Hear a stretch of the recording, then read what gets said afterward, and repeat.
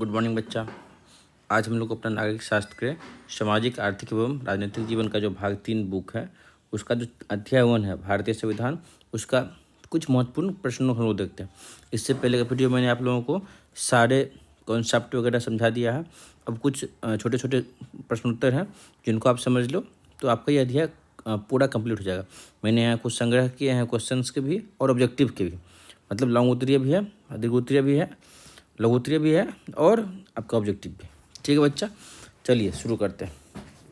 देखो चला इधर क्या क्वेश्चन है कि एक नागरिक के रूप में देश के लोगों के लिए संविधान महत्वपूर्ण क्यों है। यानी मतलब अगर आप नागरिक हो तो आपके लिए संविधान कैसे इंपॉर्टेंट रखता है। इधर देखो बच्चा, संविधान क्या है, संविधान महत्वपूर्ण है क्योंकि संविधान सरकार को यह अधिकार देता है कि वह जनता की आकांक्षाओं को पूरा कर सके। संविधान मानव अधिकारों और आज़ादी की गारंटी देता है। संविधान क्या करता है, हमें अधिकार देता है कि हमारे पास मानवाधिकार है, हमारे अधिकार को हनन नहीं कर सकता, हमें लिबर्टी है, फ्रीडम है, आज़ादी है, तथा यह तय करता है कि समाज में कौन निर्णय ले सकता है, कौन डिसीजन मेकिंग में शामिल हो सकता है।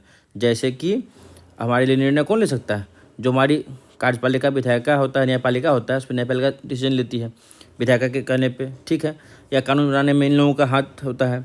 तो ये एक चैनल बना हुआ कि कौन कानून बनाएंगे, कौन उसको पास करेंगे, ठीक है। आम जनता को हम लोगों में से निर्णय नहीं ले सकते हैं, ठीक है। संविधान के अनुसार देश का शासन चलता है और प्रत्येक सरकार संविधान के अनुसार कार्य करती है। देश में जो संविधान कहता है, संविधान से बढ़ के कुछ नहीं है।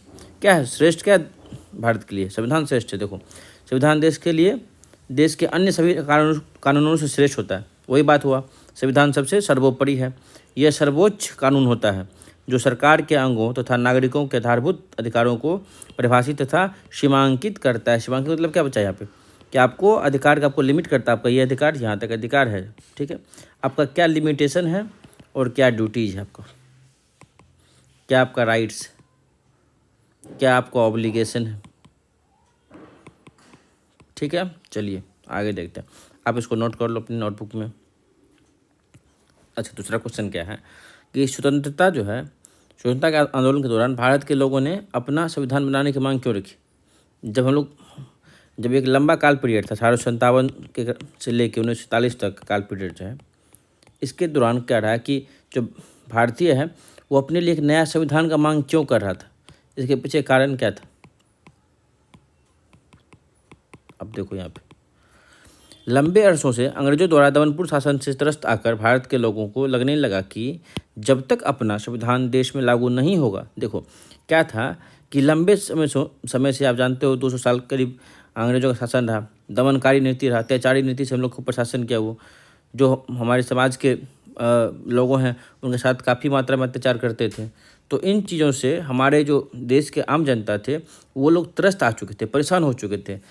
तो आगे इसलिए जाके भारतीय चाह रहे थे कि भारत में ऐसा कुछ संविधान हो जो भारतीयों के लिए हो, जो है कि भारतीयों के लिए भारत के अब यहाँ से देखो, आप जब तक आप अपना संविधान देश में लागू नहीं होगा तब तक भारतीयों को बेहतर शासन प्राप्त नहीं होगा। देखो क्या सोचा भारतीयों ने, जब तक मेरा संविधान लागू नहीं होगा तो हमें अधिकार नहीं मिलेगा, क्योंकि जो संविधान भारत के लिए था बच्चा, जो संविधान भारत के लिए था उसमें अंग्रेजों को महत्ता दिया गया था, अंग्रेजों को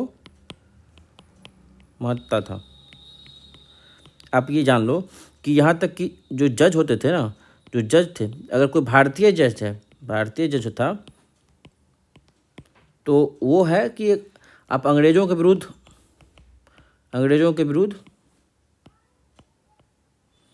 कार्रवाई नहीं कर सकते थे, कार्रवाई नहीं कर सकते थे। अब समझ लो कि कोई जो भारतीय था, अगर भारतीय कोई जज था तो अंग्रेज का कानून, अंग्रेज के आदमी के ऊपर आप कोई भी तरह का चार्ज या कार्रवाई नहीं कर सकते थे, लेकिन अंग्रेज आपके ऊपर सारे तरह की कार्रवाई कर सकते थे। तो ये किस तरह का नीति था, ये तो दमनकारी नीति था। भारतीय से तो त्रस्त हो चुके थे कि क्या करें और क्या क्या नहीं किया जाए। इसलिए भारतीयों को लगा कि जब तक भारतीयों के लिए उसका खुद का संविधान नहीं होगा तब तक भारतीयों का बेहतर शासन प्राप्त नहीं होगा। अतः क्या है, स्वतंत्रता आंदोलन के दौरान भारत के लोगों ने अपना संविधान बनाने की मांग रखी। ठीक है बच्चा, चलिए आगे देखिए। तो हम लोग 2 क्वेश्चन पढ़ लिया। पहला कि एक नागरिक के रूप में देश के लिए संविधान क्यों जरूरी है, और दूसरा स्वतंत्रता आंदोलन के दौरान भारत ने अपने लिए संविधान की मांग क्यों की थी। ठीक है, चलिए तीसरा क्वेश्चन देखते हैं। तीसरा क्वेश्चन ये है कि भारत के संविधान में दिए गए मूल्यों में से आपको कौन से मूल्य सबसे अधिक महत्वपूर्ण लगते हैं और क्यों। देखिए बच्चा, अच्छा, हमारे संविधान में तो बहुत सारे मूल और कानून दिए गए हैं, लेकिन उनमें से कुछ कानून ऐसा है जो काफ़ी महत्व रखता है। उन कानूनों को हम लोग कहते हैं बुनियादी मूल, ठीक है, बुनियादी मूल या बुनियाद। आप एक चीज़ देखो, बुनियादी कानून है, जैसे आरटी एक्ट है, राइट टू एजुकेशन, शिक्षा का अधिकार क्या है, 2009 वाला अधिकार, वो बुनियादी कानून है। क्या है? बुनियादी कानून है। तो यह क्या करा है, भारत के संविधान में दिए गए मूल्यों में से बुनियादी मूल्य सबसे अधिक महत्व रखता है, सबसे अधिक। इनमें प्रमुख है स्वतंत्रता, लोकतंत्र, समानता, न्याय और धर्मनिरपेक्षता। स्वतंत्रता को आप लोगों को मैंने पिछले क्लास में पढ़ा चुका है, लिबर्टी क्या है, और डेमोक्रेसी क्या है, इक्वालिटी क्या है, और आपके लिए न्याय क्या है, और आपके लिए धर्मनिरपेक्षता क्या है, ठीक है, कि सिद्धांत क्या है। इन मूल्यों का महत्व इस बात से पता चलता है कि सबसे पहले इन्हें संविधान के उद्देश्यों में शामिल किया गया था। संविधान के उद्देश्यों में सबसे पहले क्या, इन चीज़ों को शामिल किया गया था, और फिर बाद में इन लोगों को उद्देशिका में भी शामिल कर दिया गया, ठीक है। तो इससे पता चलता है कि सबसे अधिक महत्वपूर्ण क्या है, बुनियादी कानून, और उसमें भी कौन कौन, स्वतंत्रता, लोकतंत्र, समानता, न्याय और बच्चे धर्मनिरपेक्षता। चलो आगे हम लोग तीसरा क्वेश्चन तक देख लिए हैं, चौथा क्वेश्चन देखते हैं। संविधान में दिए गए समता और सामाजिक न्याय को लागू करने के लिए भारत सरकार द्वारा जो योजनाएं चलाई जा रही है उन्हें निम्न तालिका में भरिए। चलिए अब देखिए, आप ये एक तालिका दिया गया है, उस तालिका में भरना है, ठीक है। तो आप ये देखो कि क्या है, पिछड़े तथा कमजोर वर्गों हेतु आरक्षण, इसके भी ये क्या है, समता का मूल है, सबको समान अधिकार दिया गया। इसके लिए सामाजिक न्याय क्या है, अनुसूचित जनजातियों, जातियों तथा पिछड़े के छात्र छात्राओं हेतु छात्रावास की व्यवस्था कर दी गई है, ठीक है। अनुसूचित जाति और जनजातियों के बच्चे के लिए छात्रवृत्ति योजना, ये योजना लाया गया, छात्रवृत्ति योजना। तो आपका न्याय क्या बोलता है, जरूरतमंद लोगों को विशेष सुविधाएं देने हेतु उसके लिए जो रैंप होता है चढ़ने के लिए आसान से प्लेन एरिया में, देखो आप व्हील चेयर लगा दिया जाता है, ताकि मान लो आम सीढ़ी है तो आम सीढ़ी तो हम इंसान चढ़ ही लेंगे, लेकिन एक अगर कोई दिव्यांग पर्सन है तो उसको चढ़ने में तो दिक्कत होगा। तो सामाजिक न्याय क्या कहता है कि उसके लिए आप एक प्लेन रैंप बनाओ जिसपे कि सीढ़ी से वो लोग चढ़ सकता है, ठीक है बच्चा। अगला क्वेश्चन आपके लिए ये है, क्वेश्चन नहीं है, हाँ ठीक है। अगला है कि वृद्धा पेंशन योजना। तो इसमें क्या है, वृद्धा पेंशन योजना में आप देखो कि मुफ्त पुस्तकें देते हैं। सामाजिक न्याय क्या कहता है इसमें कि हम लोग बच्चों के लिए मुफ्त पुस्तकें देते हैं, उसको खाने के लिए एमडीएम, मध्याह्न भोजन जिसको हम लोग बोलते हैं, वो प्रोवाइड करते हैं, ठीक है। छात्राओं को साइकिल देते हैं। तो इन सब योजनाओं को संचालन करती है। तो ये क्या है, ये सामाजिक न्याय है। और जो वृद्धा पेंशन योजना है ये क्या है, क्षमता का मूल है। चलो तो हम लोगों ने 4 क्वेश्चन पढ़ लिया। इस चैप्टर में महत्वपूर्ण 4 क्वेश्चन ही थे, हम लोग एक बार रिवाइज कर लेते हैं, फिर से इसको देख लेते हैं। पहला क्वेश्चन क्या था, एक नागरिक के रूप में देश के लोगों के लिए संविधान महत्वपूर्ण क्यों है। हम सब ने जान गया था कि जो है संविधान देश के सबसे श्रेष्ठ होते हैं और आम जनता को अधिकार देता है, राइट टू डिग्निटी, स्वतंत्रता से जीने का और मानवाधिकार का अधिकार का प्रयोग करने का, ठीक है, आपकी ड्यूटीज ऑब्लिगेशंस को बताने का। अगला देखो आप, स्वतंत्रता आंदोलन के दौरान भारत के लोगों ने अपना संविधान बनाने की मांग क्यों रखी। तो आपने देखा क्यों मांग रखी, क्योंकि लंबे समय से दमनकारी नीतियों के कारण से भारतीय त्रस्त हो चुके थे और खुद का संविधान की मांग चाहते थे। इसी क्रम में 1934 ईस्वी में पहली बार मांग किया गया था संविधान सभा बनाने के लिए। चलिए आगे देखते हैं। भारत में संविधान में दिए गए मूल्यों में से आपको कौन से मूल सबसे महत्वपूर्ण लगते हैं। तो आपने बताया, मैं आपको बुनियादी मूल होता है जिसमें आता है स्वतंत्रता, लोकतंत्र, समानता, न्याय और धर्मनिरपेक्षता। चलिए बच्चा आगे देखते हैं। अगला है ये कि आपको जो तालिका है उसमें दिखाना है कि समता का मूल क्या है, सामाजिक न्याय क्या है। हमने देख लिया हम ये सब क्या होता है। आप एक बार दोबारा इसको रिवाइज कर लो, अपने नोट्स में लिख लो, और बार बार पढ़ने से ही सब चीज़ याद हो जाएंगे। अच्छा, अब कुछ ऑब्जेक्टिव आपके लिए, ठीक है, इनको देखते हैं। क्या बोल रहा है यहाँ पे कि एक स्वतंत्र संविधान सभा की मांग कब किया गया था। मैंने आपको पढ़ाया था उस समय कि जो पहली बार होता था तो संविधान का मांग जो था, स्वतंत्र संविधान सभा का मांग, एक मिनट रुकिए बच्चा, अच्छा कलम लेने दो। हाँ, जो है स्वतंत्र संविधान सभा का मांग किया गया था 1934 ईस्वी में। आपको मैंने पढ़ाया था अध्याय 1 का, जब मैंने आपको पूरा कॉन्सेप्ट समझा रहा था। तो यहाँ पूछा शिक्षा का अधिकार क्या है, मैंने आज भी बताया आपको क्या है, ये बुनियादी कानून है। क्या है, बुनियादी कानून, राइट टू एजुकेशन 2009। देश को चलाने के लिए जिन नियमों की आवश्यकता पड़ती है उन्हें क्या कहते हैं। जो आपको मैंने अध्याय 1 में बताया सब इन सब चीज़ों को, जो देश को चलाने के नियम लगता है उसको क्या बोलते हैं, संविधान ही तो बोलते हैं उसको। देश का संविधान क्या है, नियमों कानून का संग्रह है जिसके अनुरूप देश का संचालन होता है। भारतीय संविधान सभा ने संविधान बनाने का कार्य कब शुरू किया था।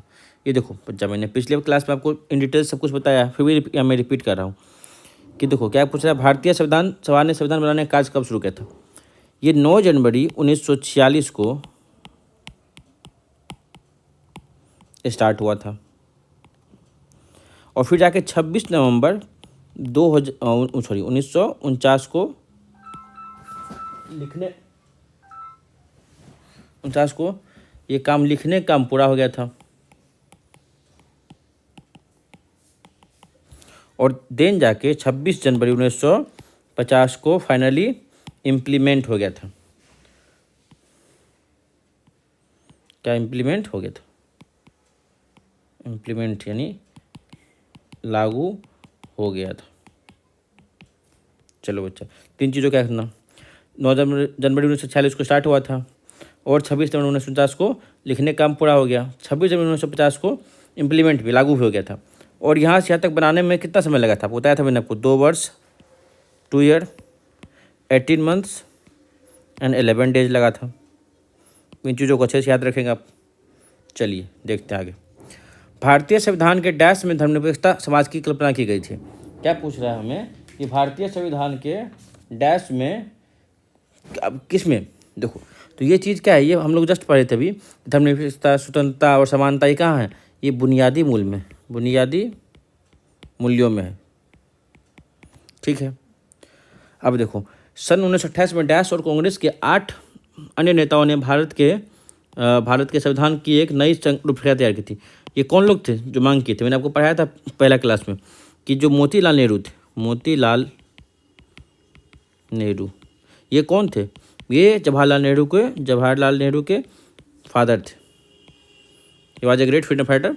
तो ये थे, तो ये और 8 लोग मिलकर कांग्रेस के जो है जो संविधान की एक नई रूपरेखा तैयार करने की 1928 में कोशिश की थी। चलिए इन्हीं के साथ आपका जो चैप्टर 1 का लगभग सारा क्वेश्चन है कंप्लीट हो गया। आप इन चीज़ों को एक बार रिवाइज कर लेंगे और सब चीज़ों को देख लेंगे, प्रॉपर नोट्स तैयार कर लेंगे। मैं आपके लिए नेक्स्ट जो अगला चैप्टर है धर्मनिरपेक्षता और मौलिक अधिकार, वो आपके लिए लेके आता हूँ और उन चीज़ों में हम लोग अच्छे से अध्ययन करेंगे। ठीक है बच्चा, आज के लिए इतना ही। को लाइक कर लेंगे, सब्सक्राइब कर लेंगे, अपने दोस्तों को चैनल को सब्सक्राइब